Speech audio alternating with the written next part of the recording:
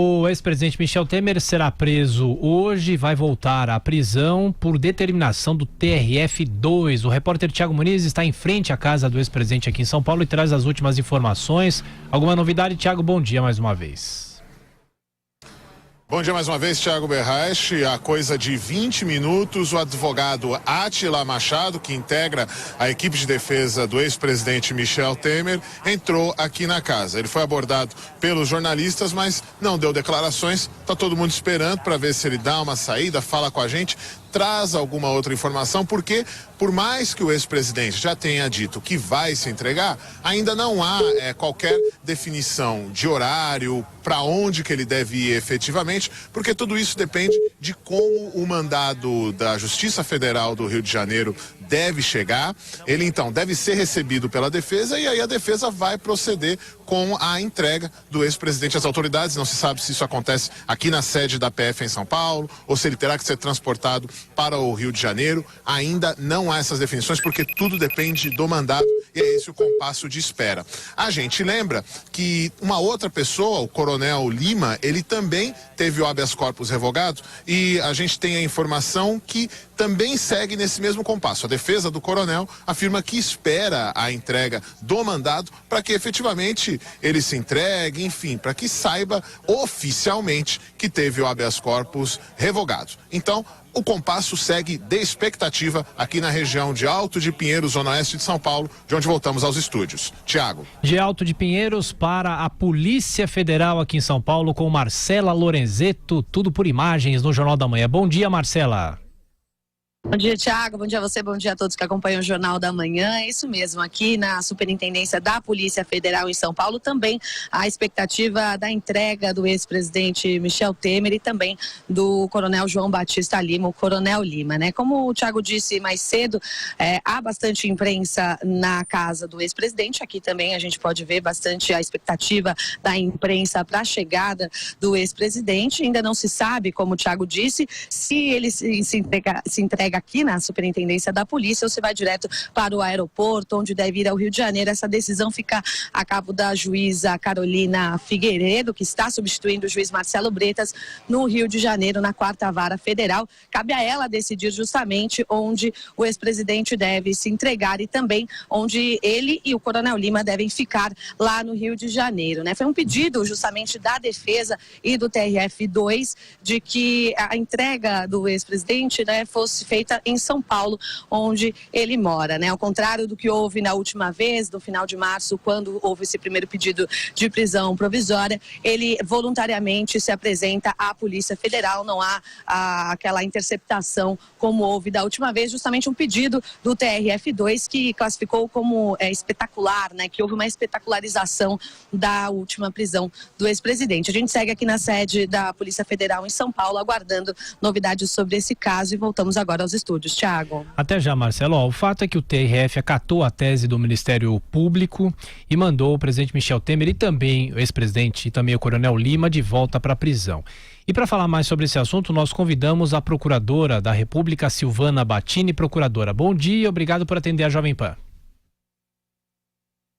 Alô, procuradora. A gente vai refazer a ligação para a procuradora, mas mais cedo o professor Vila tinha criticado essa decisão. São pessoas envolvidas com corrupção, merecem mesmo estar presas, não é, professor? Mas tem todo um rito, né? Não, eles têm que responder em liberdade, né? Ele é réu em 6 processos, porém o que eu questiono, eu estou no trabalho de pensador na ciência, assim, a gente tem de questionar, isso faz o papel da ciência. Né? Não há desenvolvimento científico sem questionamento. Não existe uma verdade única, né? Isso aí é só em ditadura. Então, o que eu penso em relação a essa questão, se a medida prisão preventiva é com o objetivo de impedir a destruição de provas, essas já foram destruídas, né? Só isso. A professora Silvana está de volta com a gente, procuradora da República. Professora, tudo bem? Tudo Agora bem, sim? como vai? Tá me ouvindo? Bom, procuradores, que forma o professor Vila faz esse apontamento em relação à possibilidade deles destruírem provas? Agora, se existem ou existiam provas, as provas já foram destruídas, não é? Qual a leitura jurídica que a senhora faz disso? Bom, na verdade é importante saber que ontem o TRF da 2ª Região, ele retoma a prisão preventiva do ex-presidente Michel Temer, não exatamente com foco na garantia da instrução criminal, com esse risco de destruição de provas, mas muito mais no aspecto da garantia da ordem pública, nesse conceito de ordem pública que o Supremo Tribunal Federal vem referendando, relativo aos crimes econômicos, aos crimes de grandes esquemas de corrupção, que é um conceito de ordem pública diferenciado, na verdade, ligado à gravidade concreta do delito. Então, o exercício argumentativo que foi o vencedor no voto do desembargador Abel de ontem priorizou a garantia da ordem pública. E ela atua, a professora atuou no caso, viu? Deixa eu perguntar para a senhora. Bom dia, Marco Antônio Villa. Bom dia. Tudo bem. É dúvida que eu tenho, porque eu fico imaginando o seguinte: uma prisão desse tipo tem em vista a suposta coação de testemunhas, destruição de provas e, como a senhora disse, colocar em risco a ordem pública. A senhora acredita, assim, eu estou perguntando no sentido vulgar mesmo, assim, como alguém, não um operador do direito. A senhora acha que o ex-presidente Michel Temer, que é réu em 6 processos, se ele permanecer na casa dele, ele coloca em risco a ordem pública? Pois é.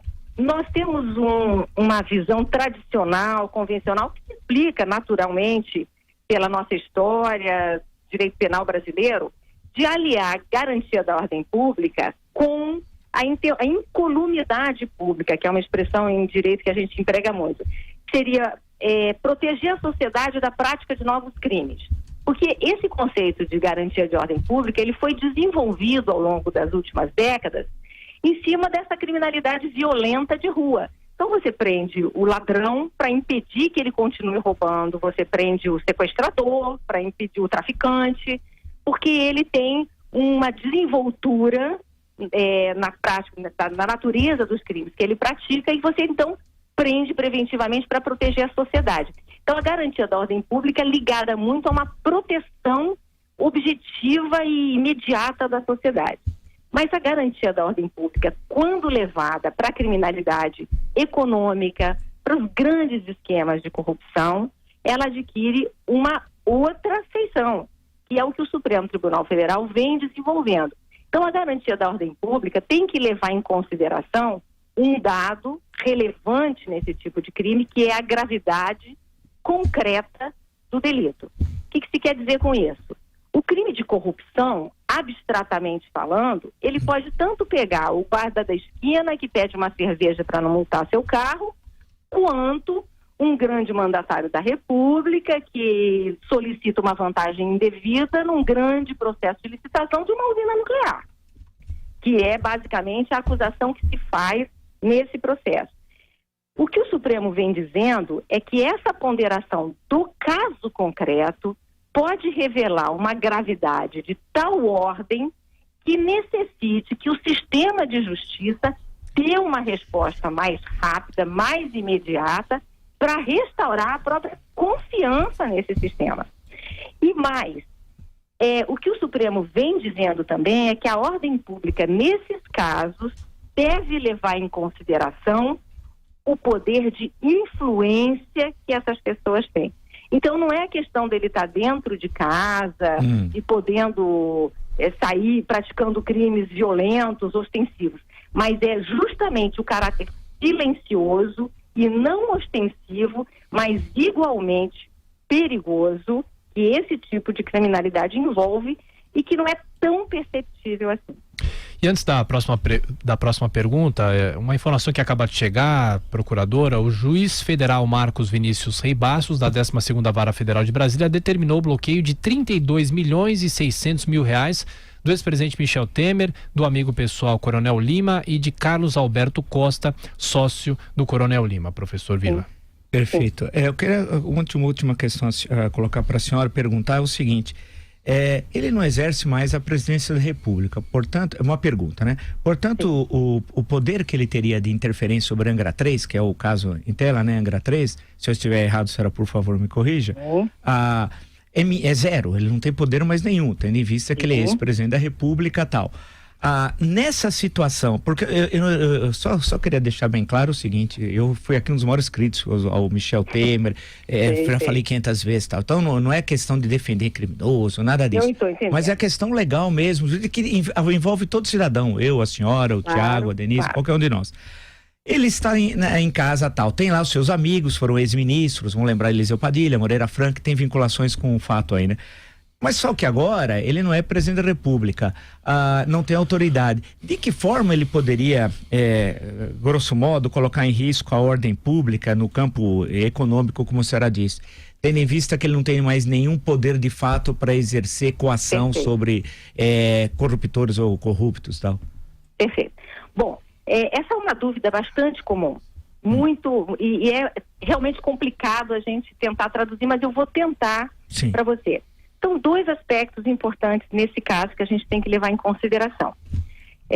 O Supremo também já reconheceu, acolhendo uma tese que vem sendo desenvolvida ao longo dos últimos anos, de que o fato da pessoa não ostentar mais o cargo público onde ela praticou o crime, não afasta o risco dela continuar interferindo. Então, nós não estamos falando mais, especificamente, da usina nuclear. A usina nuclear foi a sede do crime praticado lá atrás.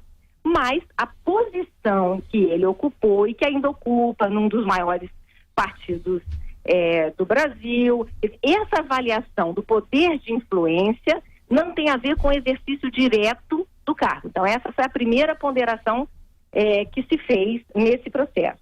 E a segunda questão, que é muito relevante também, e que é a novidade com a qual a gente lida hoje nesses grandes esquemas de criminalidade, é que normalmente a corrupção ela vem acompanhada de esquemas muito engenhosos de lavagem de dinheiro. E a lavagem de dinheiro é aquilo que a gente chama de um crime permanente. Se a corrupção se dá lá atrás, na hora que ele solicita ou recebe a vantagem, o processo de branqueamento, de ocultação, de dissimulação desse dinheiro, ele se perpetua no tempo. Enquanto você não consegue recuperar e localizar esse dinheiro, tentar de alguma forma localizar e recuperar, é como se o crime de lavagem de dinheiro continuasse se desenvolvendo. E com isso ele cria o risco constante à ordem econômica. Essa é uma posição que o Brasil assumiu no cenário internacional de coibir o crime de lavagem de dinheiro por conta justamente que ele mexe, a lavagem de dinheiro exige esquemas fraudulentos muito engenhosos, muito sofisticados. Nesse caso, foram bastante sofisticados.